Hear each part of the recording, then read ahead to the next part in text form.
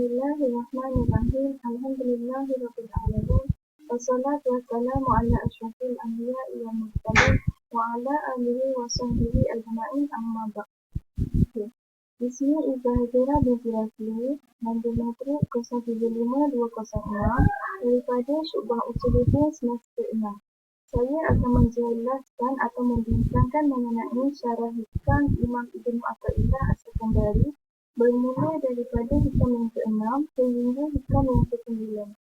Kita terus kepada hikam yang ke-6, di mana hikam yang ke-6 ini bermaksud, janganlah kerana kelambatan masa pemberian Tuhan kepada kamu, padahal kamu telah bersungguh-sungguh berdoa, membuat kamu berputus asa.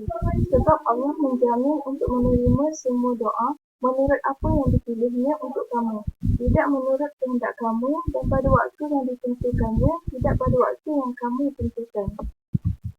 Hikam yang ke-6 ini membincangkan supaya jangan berputus asa terhadap rahmat Allah Subhanahu Wa Taala dan berterusanlah berdoa dalam apa jua bentuk ujian yang dihadapi.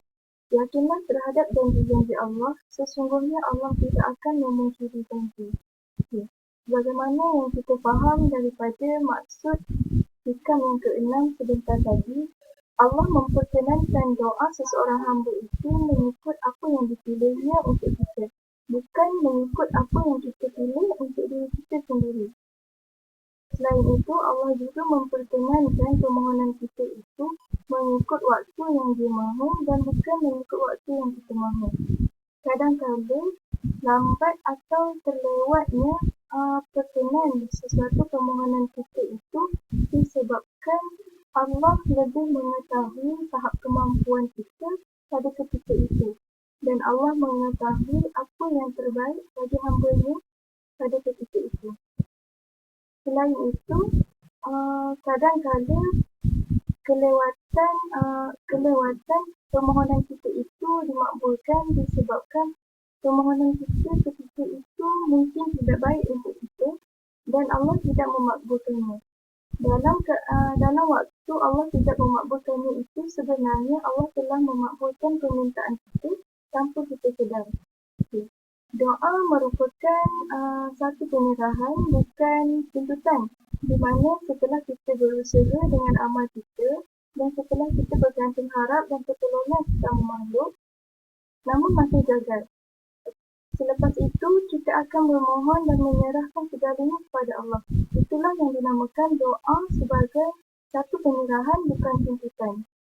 3 sebab doa dimakbulkan adalah yang pertama kerana kasih sayang Allah. Namun sekiranya tidak dimakbulkan, mungkin itu adalah yang terbaik bagi kamu. Yang kedua adalah kerana dengan kesungguhan kita berdoa itu, kita telah menzahirkan kuasa Tuhan yang bersifat rububiyah. Yang ketiga, kerana dengan berdoa, kita merendah diri, memohon dan meminta kepada Allah. Itu adalah satu gambaran yang menunjukkan kita ini manusia yang lemah dan perlu kepada Allah. Selain itu, memberi atau menahan tidak sedikit pun memberi kesan kepada ketuhanan Allah, di mana ketuhanan Allah itu mutlak dan tidak bergantung kepada kehendak, doa serta amal hamba-Nya. Kat sini nak maksudkan bahawa ketuhanan Allah itu tak bergantung kepada kehendak, doa serta amalan kita. Bahkan memberi atau menahan permohonan kita itu juga tidak memberi kesan atau tidak mencacatkan ketuhanan Allah. Sesungguhnya orang yang berdoa tidak akan rugi, bahkan diberi 3 perkara dengan rahmat dan kasih sayang Allah. Yang pertama, diberi segera, iaitu apa yang kita mohon itu insya-Allah akan dikabulkan dengan segera. Yang kedua, diberi pahala, dan yang ketiga disingkirkan dari bala bencana. Seterusnya berpindah pada hikam yang ketujuh. Hikam yang ketujuh bermaksud jangan sampai meragukan kamu terhadap janji-janji Allah kerana tidak terlaksana apa yang dijanjikan, meskipun telah tertentu iaitu 3 masanya, supaya keraguan itu tidak merosakkan mata hati kamu dan memadamkan cahaya sir, iaitu rahsia atau batin kamu. Hikam yang ketujuh membincangkan supaya jangan ragu-ragu dengan janji Allah yang masih belum berlaku walaupun sudah tiba waktunya. Seseorang hamba yang taat kepada Allah tidak akan ada keraguan dalam hatinya disebabkan rasa tauhid dalam diri. Rasa tauhid ini bermaksud rasa kesempurnaan Allah dalam diri di mana tiada lagi rasa ragu-ragu dan buruk sangka kita terhadap Allah. Seseorang yang memiliki kefahaman kerohanian, dia akan merasakan hatinya itu dikuasai oleh Allah, di mana rasa iman itu setiap gerak-geri dan segala tingkah laku itu diperhatikan Allah dan tidak sedikit pun terlepas daripada pandangan Allah. Hamba tidak layak menuntut janji Allah meskipun Allah telah berjanji untuk memakbulkannya. Ini kerana kehendak dan perbuatan kita merupakan anugerah daripada Allah. Okey, kat sini nak maksudkan bahawa kita tidak layak sebagai hamba untuk menuntut janji daripada Allah meskipun Allah dah janji nak bagi pada kita. Sebabnya segala yang kita lakukan dalam kehidupan kita ini adalah anugerah dan kurniaan daripada Allah. Kita tak layak nak menagih janji daripada Allah sebagaimana kita menagih janji kita terhadap sahabat kita. Kita tidak boleh berburuk sangka ataupun ragu-ragu dengan janji-janji Allah walaupun sudah tertulis ianya akan berlaku dan sudah tiba waktunya ia berlaku. Hikmah ini memberi panduan untuk kita memahami hakikat sir, iaitu rahsia dan kebesaran Allah. Sebagaimana yang kita tahu, iman itu adalah yakin kepada Allah. Okay. Ragu-ragu itu akan muncul dalam diri seseorang hamba disebabkan lemahnya iman. Sekiranya iman kita lemah, maka akan hadir rasa ragu-ragu dan buruk sangka itu dalam diri kita terhadap setiap janji-janji Allah.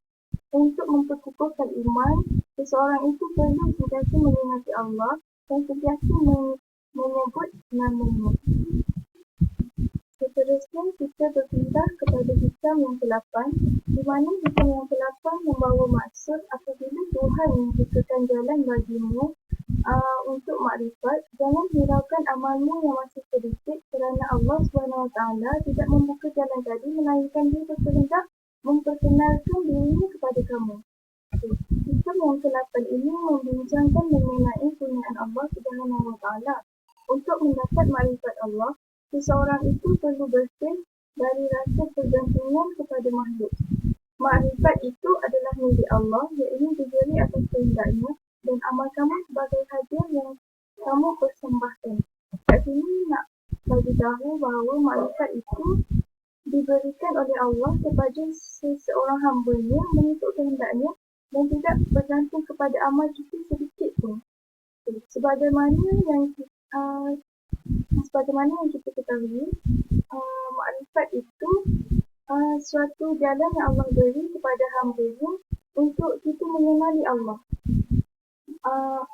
Tak kisahlah macam mana banyak ataupun sedikitnya amalan yang kita lakukan itu, sekiranya Allah berkehendak untuk memberikan makrifat itu kepada kita, maka itu tanda Allah memberi jalan kepada kita untuk kita mengenalinya.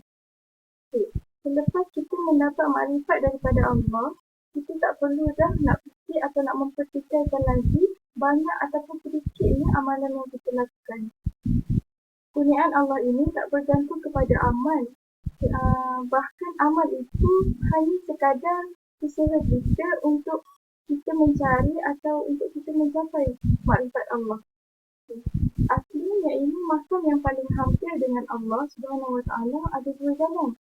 Jalan yang pertama adalah jalan orang yang mencari, iaitu perlu kepada mujahadah. Sebagai contoh, zahirnya sibuk melaksanakan syariat, dalam waktu yang sama, batinnya juga sibuk memperteguhkan iman. Manakala jalan yang kedua adalah jalan orang yang dicari, iaitu tidak bersungguh dalam mujahadah, yang biasanya ia akan berhadapan dengan sesuatu perkara yang membawa perubahan dalam hidupnya secara mendadak ataupun secara serta-merta. secara serta-merta. Satu poin penting dalam hikam yang ke-8 ini adalah makrifat itu tidak bergantung kepada amal, doa mahupun ilmu itu sendiri. Sebab makrifat itu semata-mata bergantung kepada kehendak Allah Subhanahu Wa Taala terhadap hamba-Nya. Dalam hikam yang ke-8 ini juga menegaskan bahawa selagi mana ada pergantungan hamba kepada sesama makhluk, maka seseorang itu akan tetap berada dalam ragu-ragu, putus asa serta lemah semangat dalam mengenali Allah. Seterusnya kita berpindah kepada hikam yang terakhir, iaitu hikam yang ke-9, di mana hikam yang ke-9 bermaksud berbagai jenis amal adalah kerana berbagai ahwal. Ahwal ini adalah hal-hal, ini keadaan. Hikam yang ke-9 menerangkan mengenai kepelbagaian amal kerana kepelbagaian ahwal, bererti kepelbagaian waridat dalam hati seseorang menyebabkan disyariatkan kepelbagaian ibadat. Kepelbagaian amal di sini bermaksud berbeza bentuk amalan zahir seperti solat, puasa, zakat,